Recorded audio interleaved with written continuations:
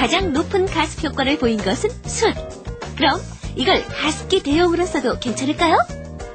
습도를 높이기 위해서는 사실 공기 중에 습기를 보충할 수 있는 어떤 것을 사용해도 상관이 없습니다. 빨래나 수건을 넣기도 하고 심지어는 스프레이를 갖다 뿌리기도 합니다. 어항을 사용하기도 하고요. 어떤 걸 사용해도 상관없는데 치료 목적으로 사용할 때는 가습기를 사용하는 것이 가장 좋습니다.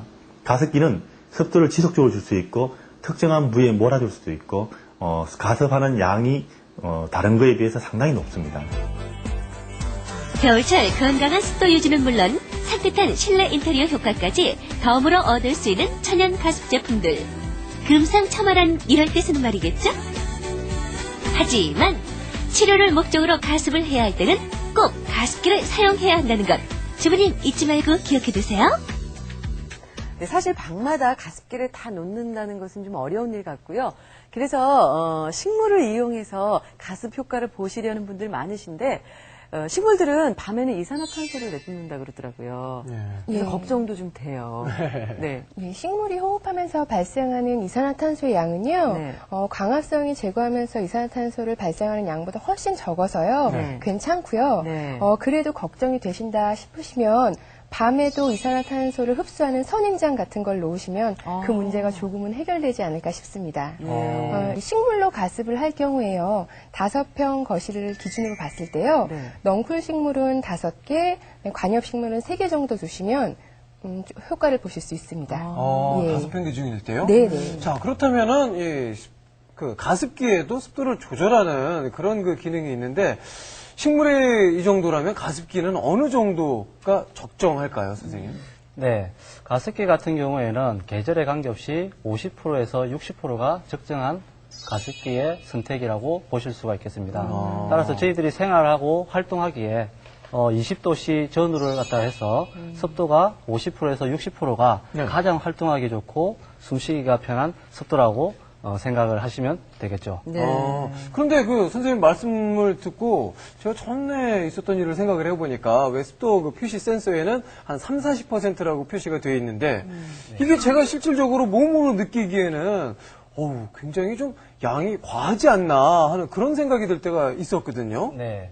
가습기 습도 센서가 읽어서 수치를 나타내는 수치는 방 안에 있는 습도에 네. 상대 습도를 갖다가 수치화를 시켜서 표시를 해주고 있는 그런 가습기가 되겠습니다. 따라서 상대 습도라 하면 지금 현재 방 안에 가지고 있는 수증기량과 네. 또한 공기가 가질 수 있는 포화 수증기량을 비율로 표시를 하는 부분들인데요. 따라서 우리 박범수 씨가 네. 몸으로 느끼시기에 좀 과잉 가습이 되었다 그러면은 예. 실제로 건조하지 않으면서도 불구하고 가습기 수치 때문에 많은 수증기를 뿜어냈다는 그런 얘기가 되겠거든요. 네. 따라서 너무 건조한 부분도 안 좋겠지만 또한 과잉 가습이 되었을 경우에는 벽지나 또한 창문 등에 곰팡이가 생길 수 있는 맞아요. 부분들이 있고요.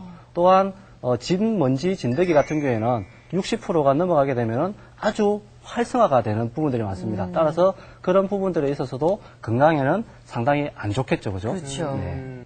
그런데 얼마 전에 제가 이 뉴스를 보니까요, 아이들 방에 가습기를 놓았을 경우에 천식이 생길 수도 있다, 뭐 이런 기사를 본 것 같은데 이거 실제로 맞는 기사겠죠? 네. 가습기를 사용을 해서는 안 되는 경우는 없고요. 네. 가습기를 사용을 함으로 인해서 주의해야 할 사항이 몇 가지가 있습니다. 예, 그 주의할 사항에 대해서 잠시 설명을 드리게 되면은 첫 번째로 물과 기타 물질, 특히 아로마 오일이나 향신료 등을 섞어서 사용을 하면은 안 되겠습니다. 왜 그러냐 그러면은 아로마 오일 같은 경우에는 화학적으로 강산성이기 때문에 제품 내부에 물과 함께 섞여서 사용을 했을 경우에 제품이 부식이 된다든지 아니면 제품이 고장이 날 수 있는 그런 부분들이 있겠죠. 예, 두 번째로는 우리 일반 주부님들이나 사용하시는 분들이 건강보조 제품으로 많이 알고 있는데 가습기는 건강보조 제품으로는 사용을 하지 말아주시기를 좀 부탁드리겠습니다. 네. 왜냐 그러면은 일반적으로 겨울철에 호흡기 계통을 가지시는 분들이 약품을 첨가를 하셔서 코나 입으로 흡입을 할 수 있는 그런 부분들이 있는데요. 그렇다 보니까는 이제 공기 중에 세균이나 바이러스 등으로 인해서 2차 감염적인 우려가 있다고 할 수 있겠습니다. 네. 예, 또한 얼마 전 대한의사협회에서 환경위원회 쪽에서 발표를 했는 부분들이 있는데 위험 물질에 노출을 시켜주고 또한 가습기를 틀었을 경우에는 이 가습기 입자와 위에 물질이 서로 혼합을 해서 흡입을 하게 되면은 산모나 아기들에게 안 좋다는 연구 결과를 발표한 적이 있습니다. 네. 따라서 가습기를 갖다가 잘만 사용을 하신다면은 그런 부분에 대해서는 안전하고 건강하게 생활하실 수가 있겠죠. 아, 그래요. 청소가 참 중요할 것 같은 생각이 드는데요. 저 같은 경우에는 이틀에 한 번 정도 청소를 하는 편이고요. 물은 매일매일 갈아줍니다. 이 정도 하면 되나요? 아니요. 아니에요? 네, 가습기 청소는요, 매일매일 하는 게 가장 중요하고요. 매일 청소한 가습기랑 일주일에 한 번 청소한 가습기에 보조제를 쓴 가습기랑요, 일주일 동안 청소를 하지 않은 가습기 세 가지에 대해서 저희가 세균 증식 여부에 대해서 살펴봤는데요. 네. 매일 청소한 가습기에서는 세균이 발견되지 않았고요. 네. 일주일에 한 번 청소하고 보조액을 사용한 가습기에서도 다량의 세균이 발견되었어요. 그리고 전혀 청소를 하지 않은 가습기의 물은 세균 덩어리였습니다. 그래서 무엇보다 중요한 거는 매일 청소를 해주는 게 가장 중요하고요. 네. 청소에 자신이 없으시다 하시면 안 쓰는 게 오히려 낫다고 생각됩니다. 예. 아니, 이렇게 그 가습기, 그냥 좀 마음 편안하게 좀 사용을 했으면 좋겠는데, 이렇게 그 오염이 되고 세균이 증식을 하고, 그렇다면 어떤 가습기가 더 세균이 많이 사는지, 이런 궁금증이 생깁니다, 선생님.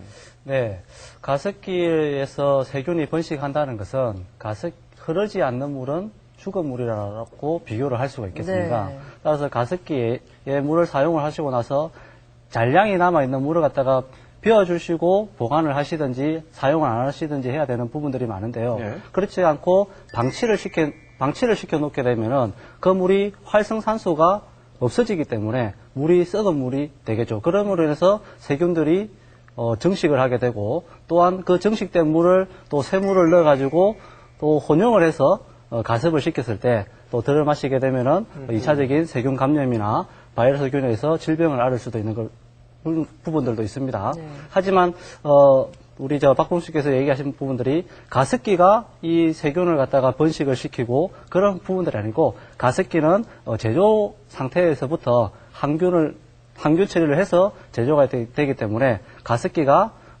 세균을 번식시킨다. 그거는 잘못된 생각이라고 하겠습니다. 네. 가습기를 올바르게 사용을 하려면 우선이 청소다 이 말씀이신데요. 그러면 또 우리가 알아봐야죠. 가습기 청소하는 방법이요. 함께 보시죠. 건조한 가을, 겨울, 적절한 습도 건강을 위해 가습기를 사용해야 하는데요. 하지만 잘 쓰면 약, 잘못 쓰면 독이 되는 가습기. 잘 관리하지 않으면 사용하지 않는 것보다 더 나쁠 수도 있답니다. 겨울 건강도우미 가습기에 세균 걱정 없는 관리법. 이래저래 궁리는 많았지만 확실한 가습기 청소 방법을 몰랐던 주부님을 위해 지금부터 똑소리 나게 알아보겠습니다.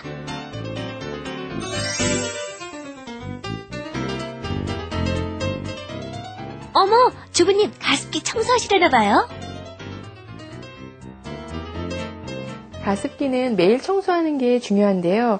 특히 물통은 세균의 온상이기 때문에 각별히 신경 쓰셔야 합니다.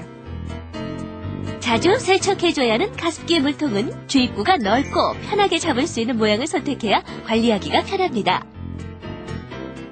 깨끗이 닦으려고 주방 세제를 사용하시는 주부님들이 계신데요. 물통에 주방 세제의 찌꺼기가 남게 되면